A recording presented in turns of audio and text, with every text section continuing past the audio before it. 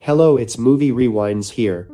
Spoilers ahead, so watch out and take care. An average man gets stuck alone on the moon's space station as asteroids hit Earth. As the only survivor left, he finds ways to diverge from his loneliness, unaware that things aren't what he thinks. Yue goes to a job interview to be an engineer at the moon's space station despite his average records, justifying that he intentionally built himself to be mediocre. The interviewer hires him as maintenance personnel instead, and he soon finds himself in a rocket to the moon. Mars' gravitational pull ceases, and one of its asteroids, Pi, turns its course to Earth. To prevent the disaster, people created the United Nations Moon Shield, or UNMS, project to use the moon as Earth's shield. They fortify the moon's space station, create a helium-3 superweapon called Cosmic Striking Hammer to destroy Pi, and use the moon's gravitational pull to attract the remaining debris to protect Earth. After 8 years of implementing the plan, UNMS succeeds, and Earth is deemed out of danger. The crew celebrates their breakthrough and prepares to return home. While everyone anticipates returning to their everyday lives, Yue plans to confess his love to Xing, their commander. Yue hurries to meet her,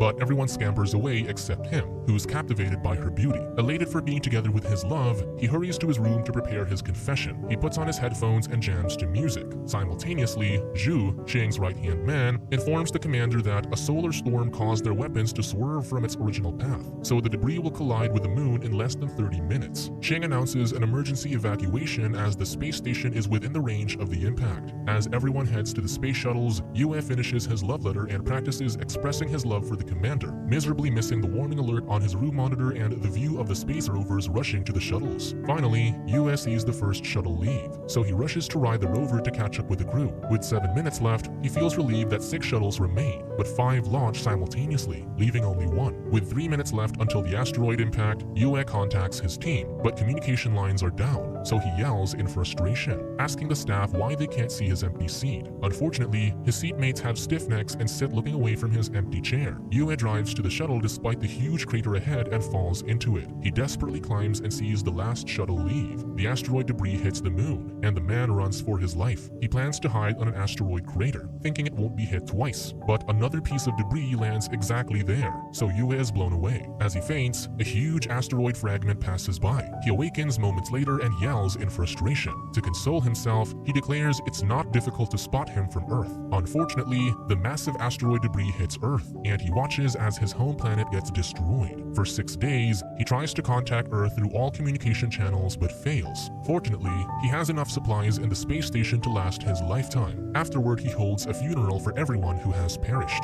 Then, he decides to fulfill his heart's desires before leaving the world. One of these is spending time in Xing's room, so he inputs the lock code but fails. Another is to go moon surfing, which ends miserably as he stumbles and rolls over. Yue resumes his mission of entering Xing's room and scribbles all possible passwords on the door. After a long time, he successfully moon surfs and erases Armstrong's footprint. Losing his patience in opening Xing's door, he blows it off with an explosive and finally succeeds. Soon, he grooms himself on his date with his beloved as he attaches Xing's picture to a chair. As he prepares the ketchup, it splats on the picture's nose. Therefore, he takes the chance to lick it off, imagining his beloved. Unbeknownst to him, the UNMS crew watches from their new headquarters through the surveillance cameras. They turn their heads while the commander freezes on the spot. She remains poker-faced, and Zhu offers her water, reassuring her that only people in the room can see this. She gulps it before the man can warn her that the water is boiling. She remains deadpan as she checks if they can communicate with Yue. Unfortunately, all they can access for now are videos. Therefore, Xing decides to abort the rescue mission. Chairman Yang interrupts her to inform them that the superiors have decided to broadcast Yue in 30 days. The chairman calls a meeting to explain Earth's current situation with 30% of its landmass submerged in water and volcanic gas spreading within inland cities. Therefore, Xing understands what the chairman is pertaining to, so she updates her staff about the people's dire conditions, especially with escalating depression, insufficient food, and the spread of diseases. They'll make Yue the public hero. However, Zhu points out that the man is far from being a hero, so Xing tells them that they can dub his voice, which can give them a way to create a positive image of him. Afterward, Xing reads a script she made and broadcasts the false story of Yue, who sacrificed his seat at the shuttle to save a crew member. She announces that in 30 days, they'll show his live footage to give hope to everyone. As the broadcast goes on, desperate survivors tune in. Meanwhile, Lassie, a trusted crew, asks the commander about those who won't believe, and she confidently declares they must convince them. But in reality, those who doubt have gone missing. 196 days later, Yue decides it's time to reunite with his love, but complains about his failed attempts to end his life by starving and overeating. He finds a bottle of medicine that can help him, so he visits the warehouse. Simultaneously, the video feed on Earth is cut, and the only remaining voice actor, the flutist, arrives at the base. He is given no scripts, but he is confident with his skills. While he vocalizes and the crew count down for the live airing, Yue opens the warehouse and sees a voluptuous silhouette. He approaches the woman and states there's enough food for them, but he already has someone in his heart. He opens the cloth, and a muscular kangaroo appears, just in time for the live streaming and the camera to focus on the animal. The voice actor, who has no clear instructions, dubs as the kangaroo and greets everyone with a wonderful day while Xing pulls his hair to prevent the dubbing tragedy. Unfortunately, she's too late, and everyone watching has heard the animal talk. The airing is cut as Xing and Zhu report to the chairman. The commander tells him that the research department has left an ill-tempered kangaroo named King Kong Roo, while Flutist is a fraud who turns out to be an influencer who does funny voiceovers. The influencer offers to play a song, but Xing furiously beats him up. They finally decide to resort to narrating the video rather than dubbing it. Meanwhile, Kong has already taken over the warehouse. Determined to get the medicine, Yue dresses up as a female kangaroo and attracts Kong. Enticed, the animal attempts to procreate with him. The man does his best to get away, revealing himself. The animal angrily kicks him while Flutist laughs hysterically. The viewers keep watching while Xing angrily beats the influencer again. Afterward, the commander takes accountability for the mistake. She kicks out Flutist, but a crew calls them due to another commotion. Yue faces Kong with a 3D Gatling gun which everyone watches in anticipation. Just as they start being impressed, the situation reverses, and Kong shows its fighting prowess while Flutist plays his flute that is broadcasted through his headphones. Xing runs to the influencer and kicks his flute away. At the same time, Kong gives an ending kick to Yue. The man faints, so the commander talks to him through the communication channel. Yue awakens and sees movement in the communication monitor. Despite being unable to hear them, he cries in relief,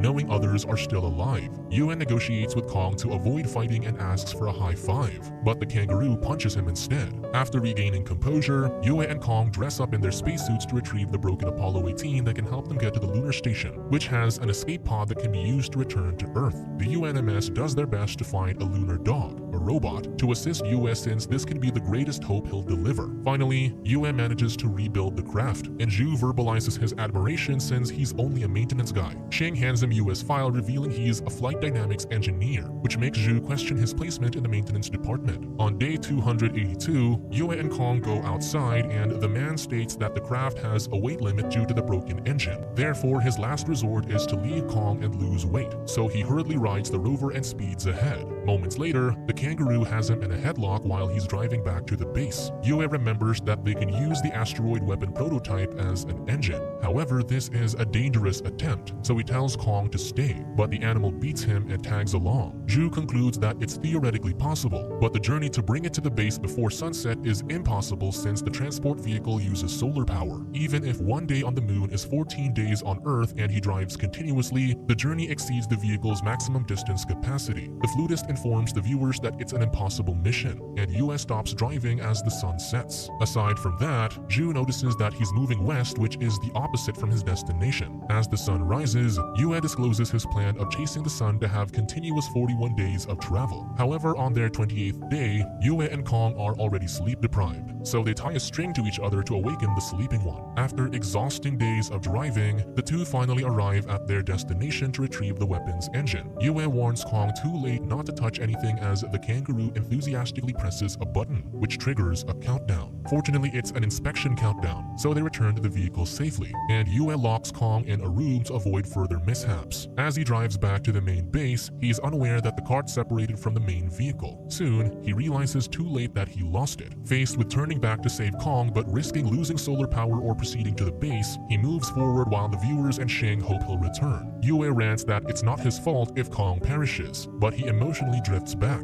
throwing all reasoning which solicits approval from everyone. He retrieves the cart and opens the door as Kong licks him gratefully. He jokes that he takes punches better, so the animal gives him one. Unfortunately, all computations suggest they won't be able to make it back. Flutist proclaims they can't give up, and Xing commands everyone to track the vehicle as they hurry excavating the lunar dog that can give them the batteries to drive back to the base. With 142 hours left for the sun, Yue drives 53 hours without sleep. Unfortunately, the dreaded sunset arrives, and the vehicle switches to battery mode, giving them another 5 hours. Finally, the lunar dog is out to find them, but due to US switching to power saving mode, UNMS can't track their location while the cabin turns frozen. Unfortunately, the battery runs out, and the vehicle stops 55 kilometers from the base. They wear their spacesuit, which can last them 5 hours outdoors, so Zhu volunteers to pilot the lunar dog as it has to jump over a crater to save time. However, its light turns red and falls into the cliff instead, disappointing everyone. Meanwhile, Yue and Kong sit on the ground while the man sentimentally states that he doesn't want to be a star when he perishes because he'll be far from the one he loves. He reminisces his memories of Xing, but realizes that Kong is not by his side as the kangaroo chases the reflection of his compact mirror where his beloved's picture is placed. He creates a kangaroo sled and uses light to attract Kong to race. UNMS celebrates as a trained kangaroo can reach 30 kilometers per hour on the moon. Yue panics initially due to Kong's speed, but his moon surfing practice turns useful. As they face a cliff, Yue urges his partner to move forward, but since the gap to the other side is far, he removes the cover of the nitrogen tanks he attached to Kong's reins, and they successfully reach the other side. Everyone celebrates their success, leading to the people regaining their hopes. Soon, the survivors build better relationships and start anew. Yue receives Nobel Prize in Chemistry, and the chairman receives it on his behalf.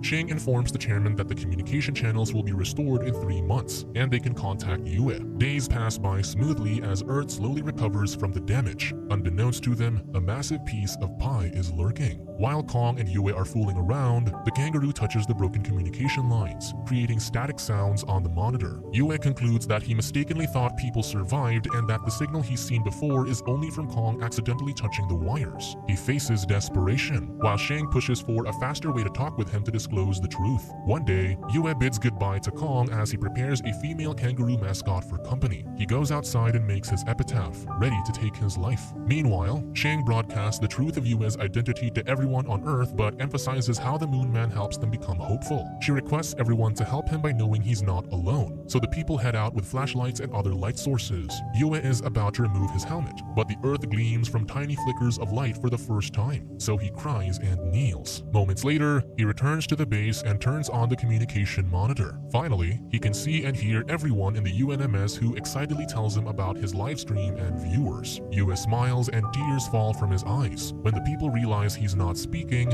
they make way for Xing, and she greets him with a short hello while Yue responds with a quick hi. The days pass by with the UNMS helping him with the proper ways to fix his craft, but Yue is simply happy seeing Xing daily. When the spacecraft is completed, Yue finds Xing alone, so he grabs the chance to confess why he joined the maintenance department. Years ago, he declined the job offer, but he saw Xing by the escalator, so he agreed to be with her. Xing also confesses that she saw Yue on the evacuation day as he ran toward the space shuttle, but she couldn't wait for him. The man is shocked and asks if she'll do the same thing now, and the woman affirms it. However, Yue declares that it's why he loves her. They retire for the night, failing to see the radar catching the signal of the incoming asteroid. The following day, Yue and Kong prepare to return home. With the guidance of UNMS, their makeshift spacecraft finally launches smoothly. Everyone celebrates as Yue's 943 days on the moon, and today, they arrive at the space station successfully. But Zhu calls Xing for a sudden meeting only to find out that a debris called Pi Plus is approaching Earth. The chairman declares that only one man might be able to save them since he has the cosmic weapon on his ship. Faced with a predicament, Xing returns to the control room and instructs them to cut the live stream. Flutist alibis that there's a signal disruption, and the viewers hang by their seats. The commander speaks with Yue, and he excitedly tells her that the escape pods are in good condition. Before Xing can grimly discuss the news, Yue beats her to it as he has heard the news through the headphones. He has to manually pilot the spacecraft since the missile has no power engine. He's supposed to return to his spacecraft before UNMS detonates the missile, but there's little to no chance of him coming back alive. Yue stares at Earth and proclaims he'll do it since it's the only way to protect his beloved and everyone, but on the condition that Xing won't remain a widow if he fails to return. Everyone on Earth is instructed to remain underground as UNMS announces the danger of Pi Plus, especially the possibility of Earth being irredeemable if it hits again. Meanwhile, Yue buckles up Kong and reminds him to enjoy his time on Earth and procreate upon meeting a female. The kangaroo struggles out of his seat to be with its friend. The two separate, and Yue meets a shower of meteorites. Though he maneuvers skillfully, he's still hit, and his spacecraft spins uncontrollably with nothing working to stop it. The only way is to decompress the craft by opening a compartment, so he kicks the hatch open and finally stops. Yue reports that the missile is still operational, but the engine is gone. Xing informs him that Pi Plus will pass by by him. But Yue diverts the talk by telling his beloved that he doesn't blame her since she only did what she should do.